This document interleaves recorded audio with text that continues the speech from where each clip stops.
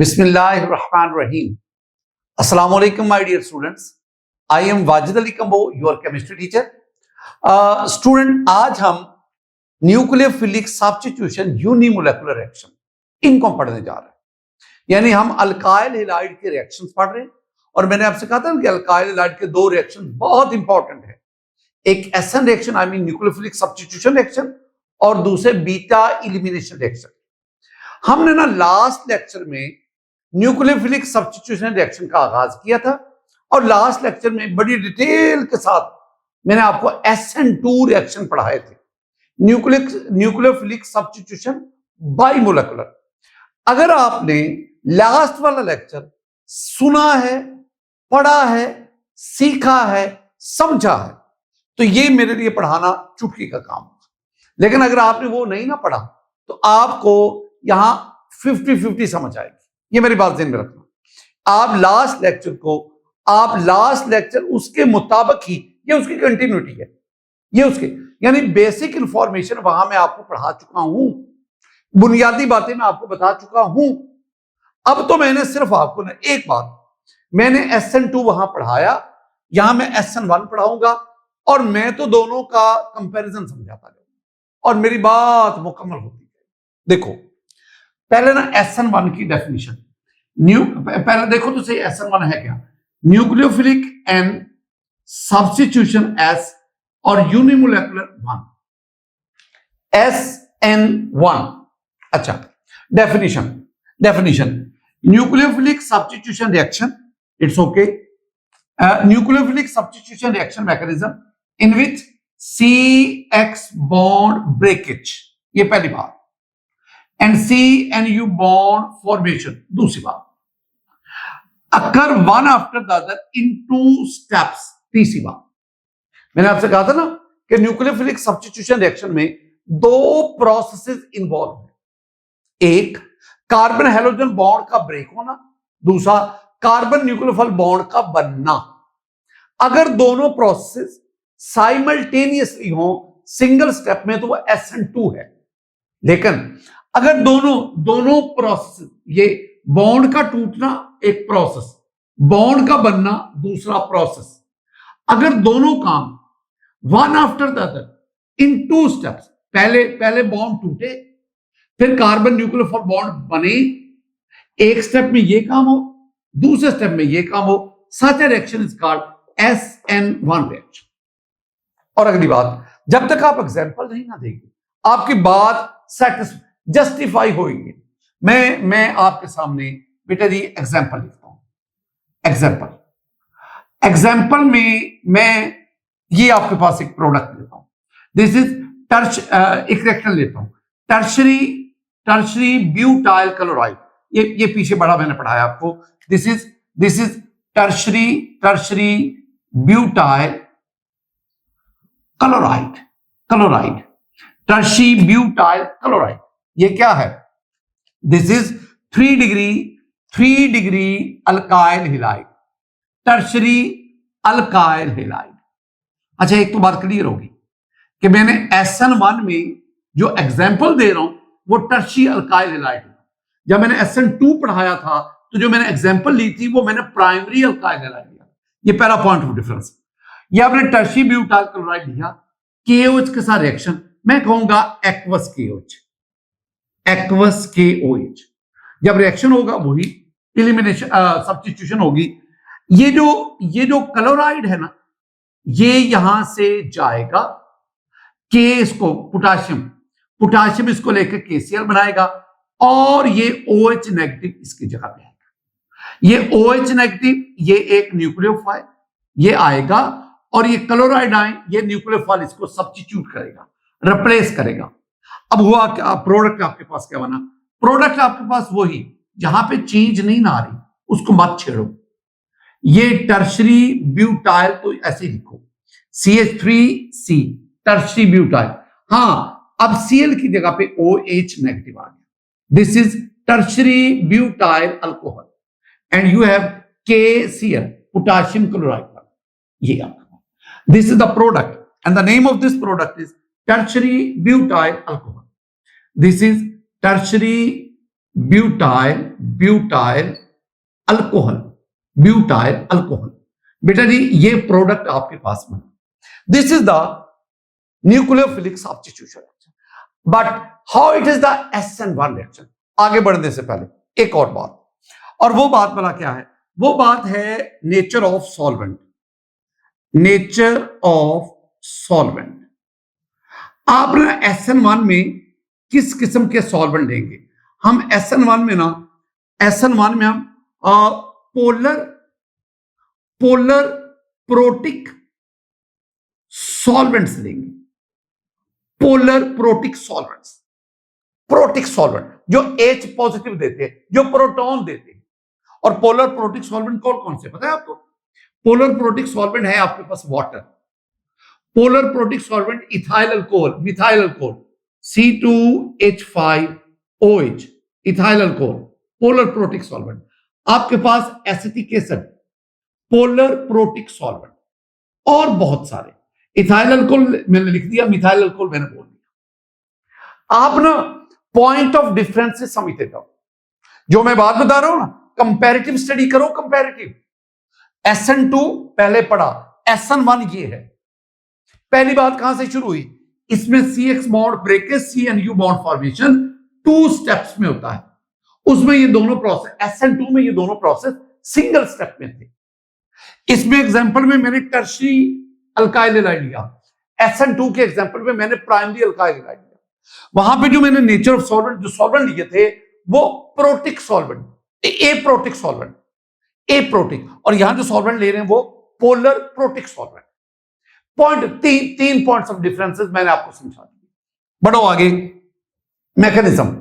बेटा जी ये जो रिएक्शन है जो मैंने आपके सामने लिखा, ये 2 स्टेप्स में लिया जाता है, यानी it completes in 2 steps. 2 steps चाहिए। पहली बात पहले आपने इसको लो, टर्शी ब्यूटाइल क्लोराइड को लो। बेटा जी ये आपके पास कार्बन, ये वाला कार्बन, ये कार्बन।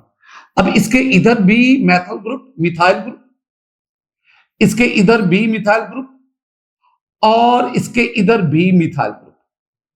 मैंने ये लिखा ना, मैंने लिखा ना CH3 taken thrice, 3 methyl group, और इधर आपके पास क्लोरीन आ गया। This is the tertiary butyl chloride, this is the tertiary alkyl halide. अब आप जानते हैं ये क्लोरीन इस पे पार्शियल नेगेटिव, क्यों? इसकी इलेक्ट्रोनेगेटिविटी कार्बन से ज्यादा, and carbon carry the partial positive charge. अब जरा सुनना, मेरी एक बात को सुनना। ये मेरे पास ना, मैं पहले आपको समझाता हूं सिर्फ। ये मेरे पास एक न्यूक्लियोफाइल है, ये इस कार्बन पर अटैक करना चाहता है। अटैक से मेरी मुराद है ये इसके साथ बॉन्ड बनाना चाहता है, और ये न्यूक्लियोफाइल इस कार्बन को कहता है कि मेरे साथ बॉन्ड बनाओ, मेरा बॉन्ड क्लोरीन के साथ बॉन्ड से स्ट्रॉन्ग होगा। अब ये कार्बन इस लालच में है, अब ये कार्बन इस न्यूक्लियोफाइल से बॉन्ड बनाना चाहता है, लेकिन यहां बहुत ज्यादा मसाइल है, बहुत ज्यादा प्रॉब्लम। पहला प्रॉब्लम क्या है? पहला प्रॉब्लम ये है कि ये जो कार्बन है ना, ये sp3 हाइब्रिडाइज्ड है। इसने ऑलरेडी 1 2 3 4 ऑलरेडी 4 बॉन्ड बनाए हुए हैं। ये इसके साथ 5वां बॉन्ड नहीं बना सकता, पहला प्रॉब्लम। दूसरा प्रॉब्लम क्या है? दूसरा प्रॉब्लम है कि ये जो एंगल है ना 109.5 डिग्री, ये यहां पे इतनी स्पेस नहीं है, रूम नहीं है कि ये न्यूक्लियोफाइल इस पर अटैक कर सके। तीसरा प्रॉब्लम क्या है? इस कार्बन के ऊपर ये जो पॉजिटिव चार्ज है, जिसकी वजह से इसका इलेक्ट्रोफिलिक करैक्टर डेवलप होता है, वो बहुत पुअर है। यानी this carbon has poor electrophilic character. अब हम कहते हैं क्यों इलेक्ट्रोफिलिक करैक्टर पुअर है? इसके साथ एक हाईली इलेक्ट्रोनेगेटिव क्लोरीन एटम लगा हुआ है, वो इलेक्ट्रॉन को अपनी तरफ अट्रैक्ट करता है। इसके ऊपर तो पार्शियल पॉजिटिव चार्ज सिग्निफिकेंट होना चाहिए, इंटेंस पार्शियल पॉजिटिव चार्ज होना चाहिए। मैं कहता हूं नहीं, intensity of partial positive charge इस पर बहुत कम है। क्यों कम है? वजह क्या है? वजह बहुत खूबसूरत है, और वो क्या? इसके साथ ये मिथाइल ग्रुप लगे हुए हैं, अल्काइल ग्रुप। और आपको पता है alkyl group is a poor electron donating group, electron देता है, ये इलेक्ट्रॉन देगा, ये इलेक्ट्रॉन देगा। इलेक्ट्रॉन देगा, इसे कहते हैं पॉजिटिव इंडक्टिव इफेक्ट। इन अल्काइल ग्रुप के पॉजिटिव इंडक्टिव इफेक्ट, इलेक्ट्रॉन देने की टेंडेंसी, उसकी वजह से जब इलेक्ट्रॉन इधर जाएगा इस पे पॉजिटिव चार्ज न्यूट्रलाइज होता जाएगा, उसकी इंटेंसिटी कम होती जाएगी और यूं इस कार्बन का इलेक्ट्रोफिलिक कैरेक्टर वीक होता जाएगा और उस वीक इलेक्ट्रोफिलिक कार्बन पर न्यूक्लियोफाइल अटैक ही नहीं कर सकेगा। और सबसे बड़ी बात, दीज ये देख रहे हैं ना, पहला sp3 हाइब्रिडाइजेशन, टेट्रावैलेंसी पूरी, 109.5 डिग्री का एंगल, रूम नहीं है न्यूक्लियोफाइल के अटैक में।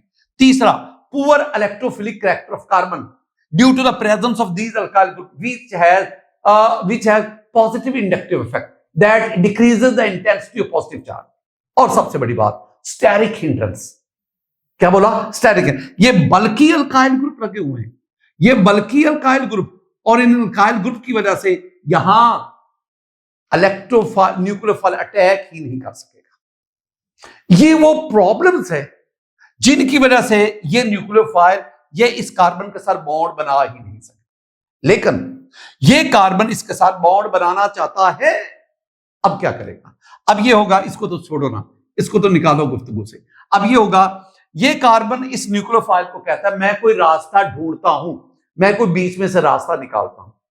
हम इसको पोलर प्रोटिक सॉल्वेंट वाटर है एथेनॉल, उसमें डालते हैं। अब होगा क्या? ये रिवर्सिबल रिएक्शन होगा, रिवर्सिबल रिएक्शन, और आपके पास ये कार्बन अपनी हाइब्रिडाइजेशन चेंज करेगा, ये दोनों इलेक्ट्रॉन इसके पास चले गए, यहां हीटोलिटिक फिशन हुई और आपके पास यहां पे बेटा जी carbon, now this carbon has full positive charge और ऊपर methyl group, here we have methyl group, again we have methyl group, ये वाला, ये मैथल ग्रुप, ये कार्बन पर फुल पॉजिटिव चार्ज, प्लस ये क्लोराइड आयन जो अब लीविंग ग्रुप के तौर पर यहां से, this is the leaving group, ये यहां से डिपार्ट हो गया, अलग हो गया, डिटैच हो गया। ये जो रिएक्शन मैंने आपको लिखा ना, इसको मैं स्टेप 1 कहता हूं और इसका नाम है आयोनाइजेशन ऑफ अल्काइल हैलाइड। यानी आप इसको ना स्टेप का नाम भी दे सकते हैं। मैं यहां पे कहां पे लिखूं? यहां पे लिख देता हूं, this is the ionization, ionization, it's okay. अब जरा सुनना, मजीद अभी बड़ी गुफ्तगू है स्टेप के बारे में। बेटा जी this step is slow step, ये स्लो है, स्लो है, slow. Why this one is slow? भाई स्लो इसलिए है क्योंकि इसमें कोवलेंट बॉन्ड ब्रेक हो रहा है। अब कोवलेंट बॉन्ड टूटने में वक्त तो लगेगा, और दूसरी बात दिस इज रिवर्सिबल, और स्लो है, रिवर्सिबल है, so this is rate determining step and should be kept in mind. In this rate determining step only one reactant molecule is involve.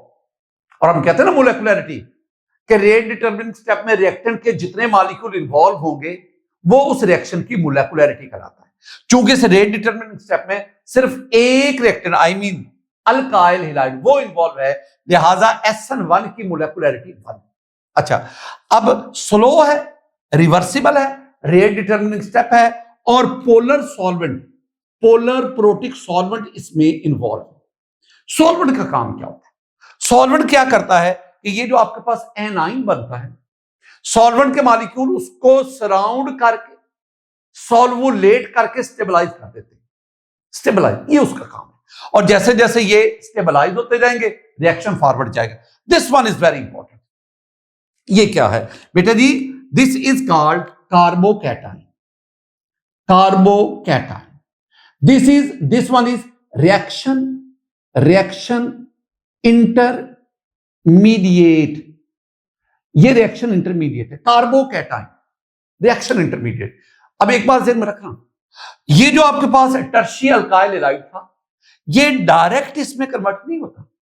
टर्शियल alkyl halide पहले एक्टिवेटेड कॉम्प्लेक्स बनाता है, और वो activated complex फिर इस carbocation में और क्लोराइड आयन में कन्वर्ट होता है। तो इसका मतलब है पहले एक्टिवेटेड कॉम्प्लेक्स बनेगा और उसके बाद ये बनेगा। इसका मतलब है ये जो कार्बोकैटायन है, इसके बनने से पहले यहां पे ट्रांजिशन स्टेट आती है जहां पे एक्टिवेटेड कॉम्प्लेक्स बनेगा। अच्छा, ये जो कार्बोकैटायन है जिसे मैं रिएक्शन इंटरमीडिएट कहते हैं, इसकी बहुत सारी प्रॉपर्टीज। पहली बात, इसमें जो कार्बन है ना, this carbon is sp2 hybridised, दूसरी बात, the angle here is 120 degree. तीसरी बात, it has the planar trigonal structure. ये जो मैं बातें बोल रहा हूं ना, इसको जहन में बिठाते जाओ। The carbon is sp2 hepatized, angle here is 120 degrees centigrade, and the third one, it has planar trigonal या triangular structure। ये तो मैं लिखूंगा ना, planar trigonal स्ट्रक्चर शेप इसकी है। नेक्स्ट, इसमें कार्बन के ऊपर पॉजिटिव चार्ज है। वो स्पीशी जिसमें कार्बन पर पॉजिटिव चार्ज होगा, that is called carbocation. What is the definition of कार्बोकैटन?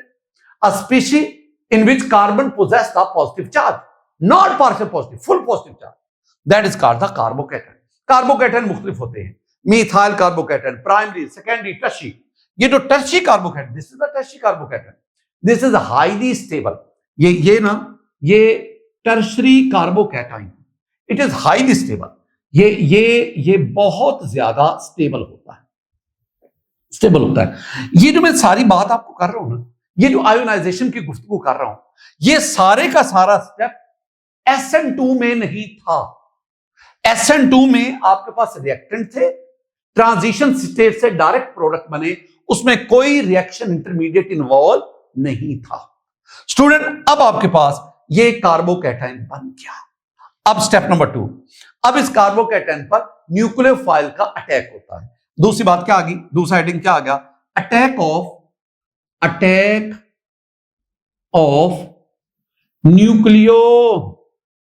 Nucleophile. अब सुनना, ये मेरे पास tertiary carbocation, carbon, here we have CH3, we have CH3 and we have CH3. Very good. This carbon has positive charge, positive. When we have the partial positive, weak electrophilic character. When we have full positive, strong electrophilic character. This one is electrophile, having the positive charge. The positively charged species are called electrophile. This carbocation is electrophile। अब क्या होगा? इसके ऊपर nucleophile attack करेगा, और वो nucleophile कौन सा है? OH negative. एक बात को जेहन में बिठाना, हम कहते हैं जो SN2 थे, जो लास्ट में पढ़ाए, उसमें जो न्यूक्लियोफाइल होता है, that is strong nucleophile, good nucleophile. लेकिन जो SN1 है, इसमें वीक न्यूक्लियोफाइल भी चल जाएगा। क्यों? क्योंकि अब ना न्यूक्लियोफाइल ने इस कार्बन पर, जिसपे सफिशिएंट पॉजिटिव चार्ज, जिसका इलेक्ट्रोफिलिक कैरेक्टर वेरी हाई है, इसने इस पे ही अटैक करना है। ये वीक भी हुआ तो कोई बात नहीं, ये तो आगे स्ट्रॉन्ग है ना, काम चल जाएगा। अब जब ये इस पे अटैक करेगा, this reaction is very fast, बहुत फास्ट रिएक्शन है, और इस कार्बन के साथ OH मिल जाएगा, और जब OH इसके साथ बॉन्ड बनाएगा तो ये मैथल ग्रुप तो इधर आ, ये आपके पास प्रोडक्ट बनेगा। ये फिर मैं आपको नेक्स्ट पढ़ाता हूं। अभी क्या OH इधर से अटैक करेगा, किधर से करेगा? This is the fast step. ये फास्ट स्टेप है। इसका मतलब क्या हुआ? सारा मैकेनिज्म की जितनी भी मैंने गुफ्तगू की, इसमें क्या हुआ कि मैकेनिज्म में बताता है कि SN1 it completes in 2 steps. The first one is the ionization of alkyl halide, in which we have the carbocation, and in the second step, nucleophile attacks on the carbocation, and we got the product. The first one is slow and reversible, and that's the important point. This step is rate determining step, and this is the fast step. This is not the rate determining step. और molecularity इसी पे depend करती है, reaction kinetics इसी first step पे ही depend करती है। Student, जितना मैंने आपको मैकेनिज्म समझाया ना, इस मैकेनिज्म को अब मैं मुख्तलिफ हेडिंग के साथ एक्सप्लेन करता हूं, तो एक्सप्लेनेशन पे आइएगा।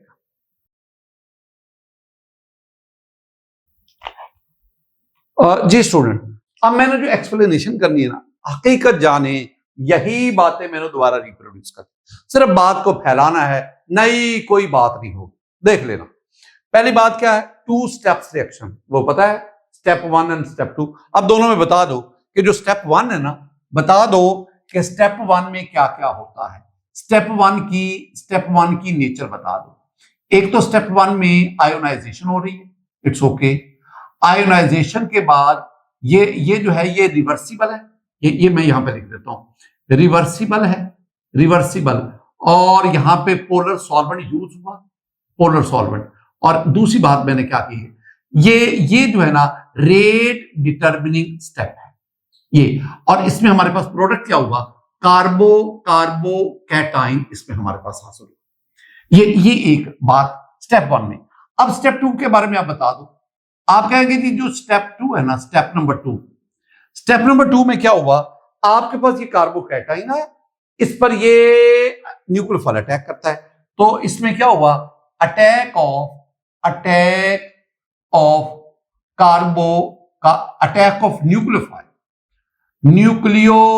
Nucleophile on carbocation. अब ये वाला जो है ना दूसरा step, this is the fast. ये not the rate determining step, ये रेट डिटर्मिनिंग स्टेप नहीं है। एक और बात जो मैं आपकी तरफ कहना चाह रहा हूं ना, वो मैं बार बार, ये जो रेट डिटर्मिनिंग स्टेप है ना, रेट डिटर्मिनिंग स्टेप, ये ना हमें दो चीजें बताता है। ये पहली वाली बात, एक तो हमें ये मोलेकुलरिटी के बारे में बताता है, मोलेकुलरिटी के बारे में, और दूसरा हम इसकी मदद से ना रिएक्शन काइनेटिक्स उसको भी स्टडी करते हैं, रिएक्शन काइनेटिक्स उसको भी डिस्कस करते हैं, रिएक्शन काइनेटिक्स। और दूसरी बात आ गई, अब दूसरा पॉइंट क्या आ गया, मोलेकुलरिटी। वेरी सिंपल, चूंकि since only one molecule takes part in rate determining step, सिर्फ एक मॉलिक्यूल, कौन सा, alkyl halide, tertiary alkyl halide, सिर्फ एक मॉलिक्यूल रेट डिटर्मिनिंग स्टेप में इन्वॉल्व है, so the molecularity of this reaction is 1। ये जो आप लिखते हैं ना, ये जो आप लिखते हैं SN1, ये 1, ये याद रखना, ये जो 1 है ना, ये मोलेकुलरिटी को रिप्रेजेंट करता है, मोलेकुलरिटी। अब नोट किया करो, मैं कितनी दफा आपको बता चुका हूं कि ये जो SN1 में 1 है, ये मोलेकुलरिटी बताता है, इसका मतलब है ये यूनिमोलेकुलर रिएक्शन है। SN2 में जो 2 है वो मोलेकुलरिटी को बताता है, और वो कहता है कि ये बाई मोलेकुलर है। मैंने ये कहीं कहा है कि ये जो 1 है या जो 2 है ये नंबर ऑफ स्टेप्स को बताता है, मैंने कहीं नहीं ना बोला।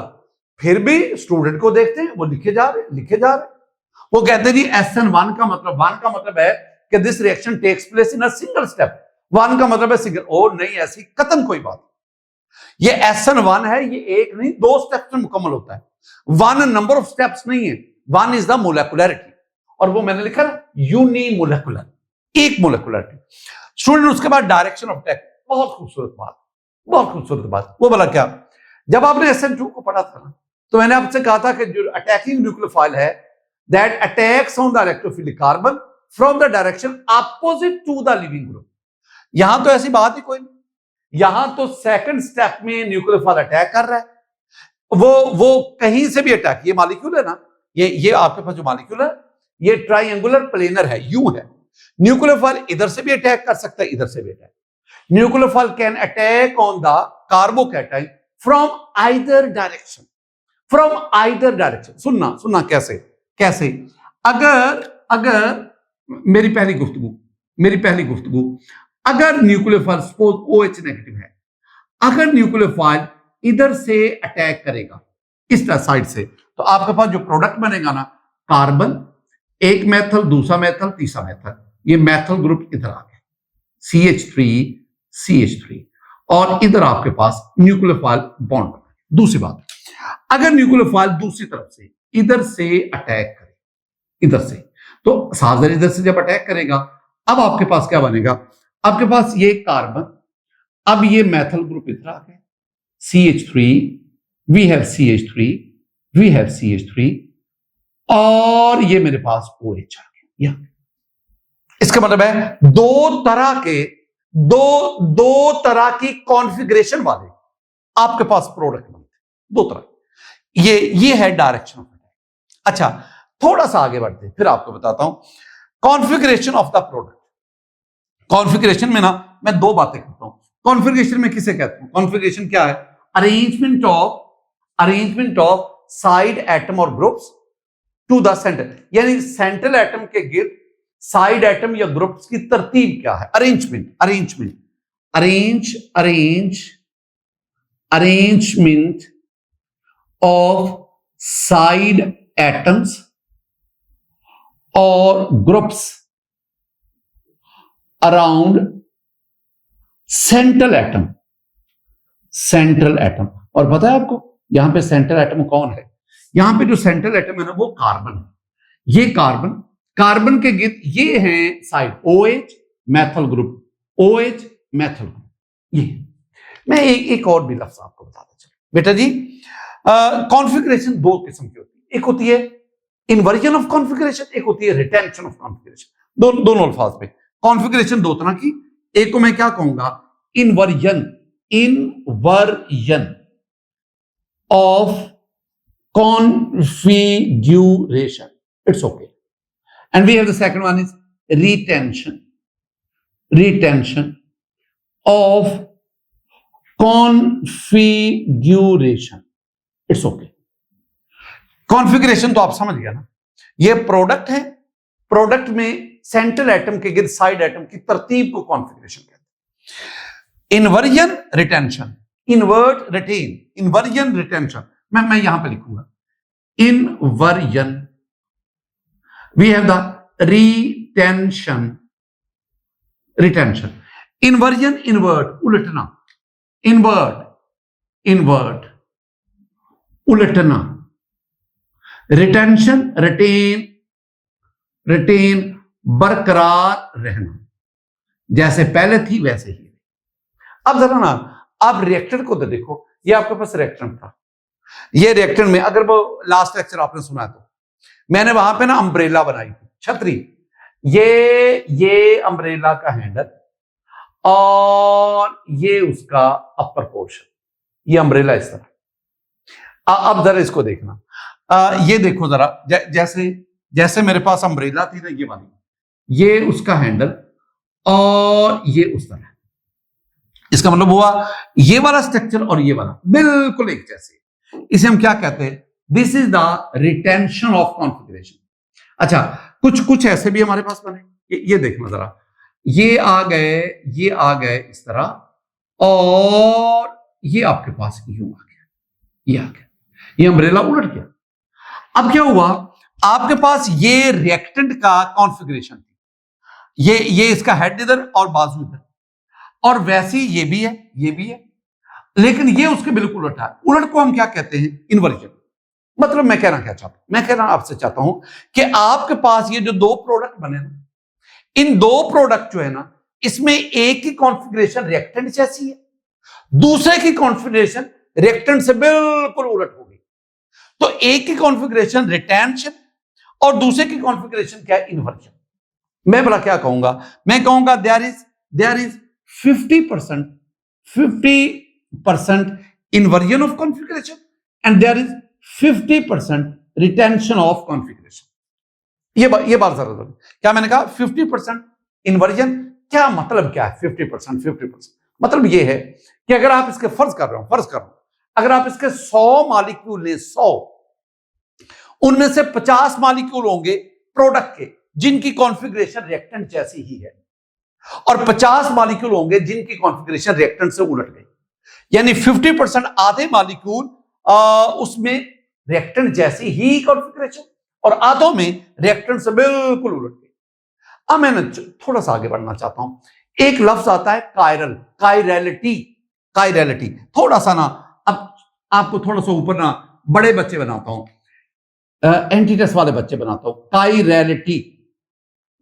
कायरलिटी और कायरलिटी कहते हैं property of a molecule having the chiral carbon. Chirality, ऐसा मॉलिक्यूल जिसमें कायरल कार्बन होगा, प्लेन पोलराइज्ड लाइट को डाइवर्ट करेगा, that is the chiral molecule. Chirality होगी, ये आपके पास कार्बन सेंट्रल एटम, इसके गिर्द जो चारों एटम लगे हुए हैं, चारों जो ग्रुप या एटम या ग्रुप लगे हुए हैं वो मुख्तलिफ होने चाहिए। अगर ये ए है, ये बी होना चाहिए, ये सी होना चाहिए, ये डी होना चाहिए। चारों डिफरेंट ग्रुप्स लगे हो, उसे कहते हैं कायरल कार्बन। और मॉलिक्यूल की उस प्रॉपर्टी को क्या कहते हैं? कायरलिटी। एक्चुअली हकीकत में ये जो कॉन्फ़िगरेशन की टर्म है, ये स्टीरियोकेमिस्ट्री की टर्म है। और ये तब अप्लाई होती है जब मॉलिक्यूल आपके पास कायरलिटी शो करे। अब अगर आप इसको देखोगे ना, ये जो मैं ऊपर एग्जांपल दे रहा हूं, इसमें ये आ गया कार्बन, इधर देखो मैथल, इधर देखो मैथल, ये भी क्या आ गया मैथल, और इधर क्या आ गया OH, hydroxyl OH group.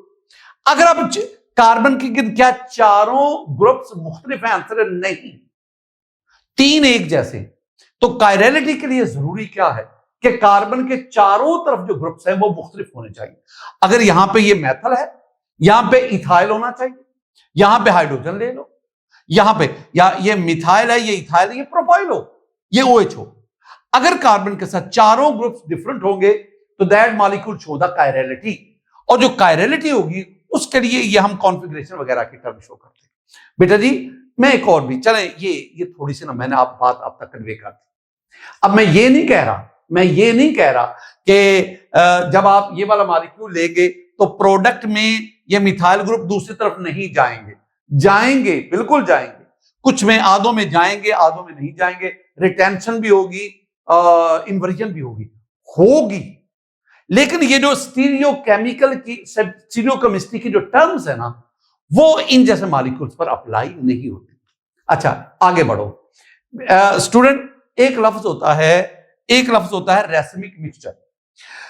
If the reactant is chiral, हाँ वो प्रॉब्लम कह दिया कि अब हमारे पास ये जो रिएक्टेंट है ये कायरल नहीं है। लेकिन अगर रिएक्टेंट कायरल होता तो, मैं वो बात कर रहा हूं, मैं इसके एग्जांपल नहीं दे, इस एग्जांपल को आगे नहीं लेके जा रहा। मैं कह रहा हूं कि if the reactant is chiral, अगर होता तो मिक्सचर ऑफ 2 इनैंशियोमर्स आर प्रोड्यूस, तो फिर आपके पास 2 इनैंशियोमर्स प्रोड्यूस होते, एक डेक्स्ट्रो एक लीवो, 2 इनैंशियोमर्स प्रोड्यूस होते, और उनके उस मिक्सचर को हम क्या कहते हैं? Racemic mixture. अच्छा अगली बड़ी खूबसूरत बात है, वो आगे चल के अगर आप हाई क्लासेस में गए तो वहां पे समझ लेना, वो जो आपके पास 2 इनैंशियोर बनते ना, इनैंशियोमर्स बनते, एक डेक्स्ट्रो एक लीवो, जो 2 बनते, वो एग्जैक्ट 50-50% नहीं होने थे। देखो since more inversion than retention, यानी जो इन्वर्जन कॉन्फ़िगरेशन वाले हैं उनकी परसेंटेज ज्यादा होती है, रिटेंशन वालों की क्यों ज्यादा होती है, क्यों कम होती है, ये तो फिर आप स्टीरियोकेमिस्ट्री आप पढ़ेंगे तो पता चलेगा। इसलिए वो जो आपके पास मिक्सचर बनेगा वो 100% रेसिमिक मिक्सचर नहीं बनता, वो पार्शियल रेसिमाइजेशन शो करता। ये जो मैंने आखिर में आपको बातें बताई ना, समझ आ गई अल्लाह का शुक्र अदा करो, नहीं आई कोई बात नहीं, ये आपके लेवल की नहीं है, थोड़ा सा ऊपर है। बहरहाल कुछ बुक्स में इनको डिस्कस किया गया है। लेकिन मेरा प्रॉब्लम क्या आ रहा है? प्रॉब्लम सबसे बड़ा आ रहा है कि मेरा जो मॉलिक्यूल मैंने लिया है ना, जो रिएक्टेंट मॉलिक्यूल लिया है वो कायरल नहीं है। अगर मैं कायरल लेता तो आप और बम्बड़ दूसरे में डले रहते। तो बहरहाल मैं तो सिंपल बात समझा रहा हूं स्टूडेंट। हमारे पास कुछ हेडिंग हो गए, 2 हेडिंग रहते हैं, रिएक्शन काइनेटिक्स भी रहता है, नेचर ऑफ अल्काइल हैलाइड भी रहती है। आइए उसकी तरफ बढ़ते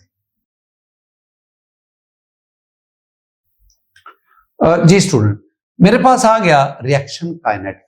this is the kinetic evidence of SN1। Kinetic evidence कैसे? ये एविडेंस जब मैं कहता हूं ना, इसका मतलब है एक्सपेरिमेंटली वो चीज वेरीफाई हो रही है। जैसे ये हमने कहा ना, ये वाला कॉन्फ़िगरेशन वाला, this is the stereochemical evidence. ये स्टीरियोकेमिकल एविडेंस है, यानी एक्सपेरिमेंटली आपकी तमाम जो डिस्कशन है उसका प्रूफ मिल रहा है। अब जरा इस पे भी आना, रिएक्शन काइनेटिक्स। मैं आपके सामने ना रेट लॉ या रेट इक्वेशन लिखता हूं इस रिएक्शन की। तो SN1 की जो रेट लॉ, यहां हम इसे कहते हैं रेट इक्वेशन। किसकी? For SN1। बेटा जी ये जो रेट इक्वेशन है ना, या रेट लॉ, ये एक्सपेरिमेंटली डिटरमिन्ड इक्वेशन होती है। ये थ्योरेटिकली नहीं, इसके लिए you have to perform the experiment. और अगर आप इसकी लेंगे ना, रेट लॉ लेंगे, तो बेटा जी आपके पास आएगा rate that's equal to rate of reaction, rate में rate of reaction, that's equal to K concentration of alkyl halide.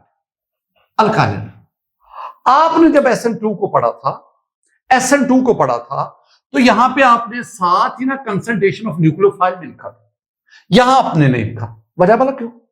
बहुत सिंपल सी वजह, ये मुझे रेट इक्वेशन बता रही है कि अगर मैं टर्शी अल्काइल हैलाइड जो मैंने बताओ रिएक्शन लिया इसमें, उसकी कंसंट्रेशन डबल करता हूं, रेट ऑफ रिएक्शन भी डबल हो जाता है। उसकी कंसंट्रेशन 3 गुना बढ़ाता हूं, रेट ऑफ रिएक्शन भी 3 गुना बढ़ जाता है। इसका मतलब है इसके ऊपर मैं क्या लिखूंगा, 1। ये जो मैं आपको बातें समझाता हूं कि कंसंट्रेशन डबल करें, रेट ऑफ रिएक्शन डबल हो जाता है, ये फर्स्ट ईयर में रिएक्शन काइनेटिक्स के चैप्टर में आप लोगों ने पढ़ा हुआ है, और वहां पे ऑर्डर ऑफ रिएक्शन का एक ना टॉपिक है, वहां पे ये चीजें बताई जाती है। अब दूसरी बात, न्यूक्लियोफाइल में बताओ रिएक्टेंट है ना यहाँ पे, लेकिन अगर आप न्यूक्लियोफाइल की कंसंट्रेशन को बढ़ाते हैं या कम करते हैं, रेट ऑफ रिएक्शन पर कोई फर्क नहीं पड़ेगा। अगर किसी रिएक्टेंट की कंसंट्रेशन चेंज करने से रेट ऑफ रिएक्शन अफेक्ट नहीं होता, तो उसकी कंसंट्रेशन को हम रेट इक्वेशन में मेंशन नहीं करते।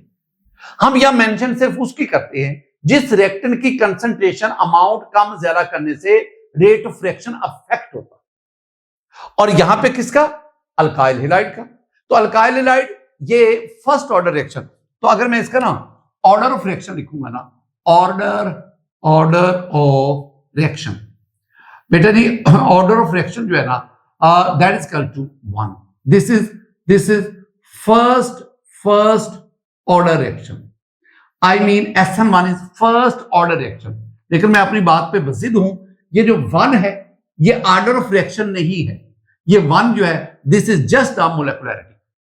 Nature of alkyl halide, alkyl halide की बहुत सिंपल सी बात, जो अल्काइल हैलाइड जितना ज्यादा स्टेरिकली हिंडर होगा उसके SN1 रिएक्शन देने के उतने चांसेस ज्यादा है।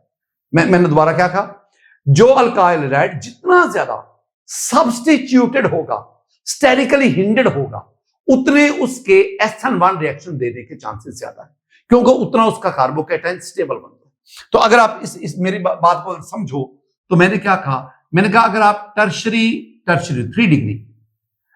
3 डिग्री अल्काइल हैलाइड लें, अल्काइल हैलाइड ये ज्यादा चांसेस ये देगा as compare to 2 degree alkyl halide, और उससे 1 डिग्री अल्काइल हैलाइड, और फिर बहुत बहुत बहुत कम मिथाइल हैलाइड, ये आपको देगा। तो इसका मतलब है जो टर्शियल अल्काइल हैलाइड है, they usually generally they undergo the SN1 reaction. मैंने दूसरी बात क्या की थी, तो समझ आई थी, मैंने बोला क्या कहा है, ये अगर आप टर्शी को देखो ना, कार्बन, ये हैलोजन, ब्रोमीन, क्लोरीन जो भी है, और इधर आपके पास R R R, कार्बन के साथ 3 R, हाईली सब्स्टिट्यूटेड 3 कार्बन है, और दूसरी मैंने क्या बात, sterically hindered, highly sterically hindered, यानी न्यूक्लियोफाइल इस कार्बन तक पहुंच ही नहीं पाता। तो जब कार्बन के साथ जितने ज्यादा अल्काइल ग्रुप लगे होते हैं ना, उतना वो कार्बन ज्यादा स्टेरिकली हिंडर्ड होता है, और जो स्टेरिकली हिंडर्ड होता है वो आपको SN1 रिएक्शन देता है। और अगर आप R की जगह पे H लगाते जाएं, स्टेरिक हिंड्रेंस कम होती जाएगी, और यूं फिर SN1 के बजाय आप SN2 की तरफ चलते जाएंगे, और आप एंड पे वो लास्ट पे पहुंच जाएंगे। एक तो ये बात, एक और चीज, ये यहां पर मेरी गुफ्तगू खत्म हो गई। मैं आपको एक छोटी सी बात बताना चाहता हूं, बेटा जी यहां पे ना दोबारा मेरी बात को सुनना, यहां पे मेरी गुफ्तगू खत्म हो गई किसकी, SN1 रिएक्शन को मैंने समझा दिया। अब मैं वैसे आपसे कुछ बातें करना चाहता हूं। बेटा जी ये जो रेट है ना, रेट ऑफ SN1 रिएक्शन, ये किस किस पे डिपेंड करता है, रिएक्शन डिपेंड्स अपॉन, ये डिपेंड करता है, ये ना मैं आपको ना एंटीटेस की बात बता रहा हूं। ये डिपेंड करता है, पहली बात नंबर 1, ये डिपेंड करता है जी कंसंट्रेशन ऑफ अल्काइल हैलाइड पर, एक अमाउंट कह लो, ये जब मैं स्क्वायर ब्रैकेट डालता हूं तो ये उसकी कंसंट्रेशन को जाहिर करता है। ये डिपेंड करता है नंबर 2 पे नेचर ऑफ अल्काइल हैलाइड, ये जैसे आपको मैंने कहा कंसंट्रेशन पे और नेचर ऑफ अल्काइल हैलाइड पे। तीसरी बात, ये डिपेंड करता है nature of polarity of solvent पे, पोलैरिटी ऑफ सॉल्वेंट उस पे। ये डिपेंड करता है नंबर 4 पे नेचर ऑफ लीविंग ग्रुप इस पे कौन सा लीविंग ग्रुप है उस पे। ये वो फैक्टर्स हैं जो SN1 रिएक्शन उसके रेट को, स्पीड को कंट्रोल करते हैं। बाद लोग कहते हैं जी ये डिपेंड करता है नेचर ऑफ कार्बोकैटाइन पे, ऑफ कार्बोकैटाइन। लेकिन मैं इसको नहीं मानता। मैं इसलिए नहीं मानता कि जब मैं आपसे कह देता हूं कि नेचर ऑफ अल्काइल हैलाइड पे डिपेंड करता है और टर्शियल अल्काइल हैलाइड जो है ना वो SN1 देते हैं, तो ये जो चीज है ना वो उधर अकोमोडेट हो जाती है, उधर हो जाती है। और ये डिपेंड करता है नेचर ऑफ न्यूक्लियोफाइल पे, उस पे। वैसे ना आमतौर पर देखा गया स्ट्रॉन्ग हो, वीक हो, दोनों किस्म के न्यूक्लियोफाइल यहां पे चल जाते हैं। स्टूडेंट ये मेरा अगला पॉइंट है, एक बहुत ही इंपॉर्टेंट क्वेश्चन, और वो क्या है, differentiate between SN1 and SN2। जितनी गुफ्तगू लास्ट वाले लेक्चर में की, जितनी गुफ्तगू इस लेक्चर में कर रहा हूं ना, अब सारी गुफ्तगू को मैं समराइज करना चाहता हूं। मैंने कोई डिटेल नहीं आपको बताना, मैंने सिर्फ हेडिंग और हिंट्स बताते जाना। सुनो, SN1 और SN2 में ना अक्सर आपसे डिफरेंस पूछा जाता है, तो मैंने तो बहुत सारे पॉइंट्स लिख दिए और मैंने आपको समझाया भी। पहला पॉइंट, आप इसकी डेफिनेशन की बात करें, और डेफिनेशन किस पे बेस पर करनी पता है आपको? आप करें कार्बन हैलोजन बॉन्ड का टूटना, इसका टूटना, और कार्बन न्यूक्लियोफाइल बॉन्ड का बनना, न्यूक्लियोफाइल बॉन्ड का बनना। अगर ये दोनों processes one after the other in 2 steps हो तो SN1, और अगर ये सेम स्टेप में हो तो SN2। ये पहली ये गुफ्तगू। एग्जाम्पल, जब आप एग्जाम्पल दें तो आप SN1 में आप 3 डिग्री अल्काइल हैलाइड लें, अल्काइल हैलाइड, और इसका KOH से रिएक्शन करवाएं। और इसकी जब आप एग्जाम्पल दें तो आप 1 डिग्री अल्काइल हैलाइड लें और इसका KOH से रिएक्शन करवाएं। पूरी इक्वेशन लिखें। मैकेनिज्म आपको भी समझा के आया हूं। इसका मैकेनिज्म लिखते हुए आप 2 स्टेप्स, पहला आयोनाइजेशन, दूसरा अटैक ऑफ इलेक्ट्रोफाइल न्यूक्लियोफाइल, और इसमें ये सिंगल स्टेप हो गया। कॉन्फ़िगरेशन आपको बताइए कि इसमें 50% जो है 50% इन्वर्जन है, इन्वर्जन ऑफ कॉन्फ़िगरेशन, और 50% आपके पास रिटेंशन ऑफ कॉन्फ़िगरेशन। लेकिन SN2 में हमने क्या पढ़ा था? There is 100% inversion of configuration, figuration. ये आ गया। Next, molecularity. इसकी मोलेकुलरिटी 1, ये 1, इसकी मोलेकुलरिटी 2, ये है, ये बाई मोलेकुलर, और ये वाला जो है this is the unimolecular. Reaction kinetics बता तो दिया। इसमें आप क्या लिखोगे? इसमें आप लिखोगे rate that is equal to K concentration of alkyl halide. इसमें आप क्या कहोगे? आप कहोगे जी rate concentration of K concentration of alkyl halide साथ कंसंट्रेशन ऑफ न्यूक्लियोफाइल। ये ना फर्क देखो, जितनी चीज ये इतना तो है, इतना तो सेम है, लेकिन इसमें कंसंट्रेशन ऑफ न्यूक्लियोफाइल वो भी अफेक्ट करती है। नेचर ऑफ अल्काइल हैलाइड हम आमतौर पर कहते हैं टर्शियरी अल्काइल हैलाइड, ये देंगे, और प्राइमरी अल्काइल, जनरली मैं कह रहा हूं यूजुअली क्या बोला? यूजुअली। अगर मैं ये अब शॉर्ट आंसर क्वेश्चन आ गया, अगर मैं स्कैंडी अल्काइल हैलाइड की बात करूं, स्कैंडी अल्काइल हैलाइड, क्या स्कैंडी अल्काइल हैलाइड SN2 देगा, क्या 1 देगा? This is the short answer question. ये आपसे पूछा जाएगा कौन सा देगा, तो आप कहेंगे it depends upon the nature, it depends upon a few factor. पहली बात, सबसे पहली बात, आप सॉल्वेंट कौन सा यूज कर रहे हैं। दूसरी बात, न्यूक्लियोफाइल जो अटैक कर रहा है इसके ऊपर वो कौन सा है। तीसरी बात, इसका अपना स्ट्रक्चर कैसा है। 3 बातें बुनियादी तौर पर। अगर अटैकिंग न्यूक्लियोफाइल स्ट्रॉन्ग होगा, स्ट्रॉन्ग, तो ये SN2 देगा, वीक होगा तो SN1 देगा। अगर आप पोलर एप्रोटिक सॉल्वेंट लेंगे तो SN2, अगर आप प्रोटिक सॉल्वेंट लेंगे SN1। अगर इसका स्ट्रक्चर स्टेरिकली मोर सब्स्टिट्यूटेड होगा SN1, और अगर लेस सब्स्टिट्यूटेड होगा SN2। 3 बातें वो फैसला करेंगे, और वही चीजें आपने लिखी। उसके बाद स्टूडेंट, आपके पास न्यूक्लियोफाइल, आमतौर पर जो वीक न्यूक्लियोफाइल है वो SN1 होता है, जो स्ट्रॉन्ग न्यूक्लियोफाइल है, जो गुड न्यूक्लियोफाइल है वो SN2। सॉल्वेंट, ये मैंने कहा क्या कहा? पोलर प्रोटिक सॉल्वेंट, और उनके नाम बताने, वाटर, एथानॉल, एसिटिक एसिड। और इधर क्या कहेंगे? एप्रोटिक सॉल्वेंट, नाम बताने कौन कौन से। ये मैंने बहुत सारी चीजें आप तक देखा। स्टूडेंट, ये था हमारा आज का लेक्चर, और इस लेक्चर के साथ ही nucleophilic substitution reaction of alkyl एनहाइड वाइंड अप हुआ। मेरी दुआएं हमेशा मेरे बच्चों के साथ हैं। अल्लाह ताला की ज़ात आपको सेहत और ईमान वाली जिंदगी। अस्सलामु अलैकुम व रहमतुल्लाह।